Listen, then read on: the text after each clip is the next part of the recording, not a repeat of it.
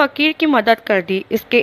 کے یہ نیک اعمال اگرچہ آخرت میں ہمارے ہاں مقبول نہیں ہیں، لیکن ہم ان کے نیک اعمال کا حساب دنیا میں ہی چکا دیتے ہیں تاکہ جب یہ آخرت میں ہمارے پاس آئیں تو ان کے نیک اعمال کا حساب چکا ہوا ہو اور ہمارے ذمہ ان کی کسی نیکی کا بدلہ باقی نہ ہو۔ اور مسلمانوں کے ساتھ ہمارا معاملہ جدا ہے، وہ یہ کہ ہم یہ چاہتے ہیں کہ مسلمانوں کے گناہوں کا حساب دنیا کے اندر ہی چکا دیں تاکہ جب یہ ہمارے پاس آئیں تو گناہوں سے پاک و صاف ہو کر آئیں۔ لہٰذا اس یہودی نے جتنے نیک اعمال کیے تھے ان سب کا بدلہ ہم نے دے دیا تھا،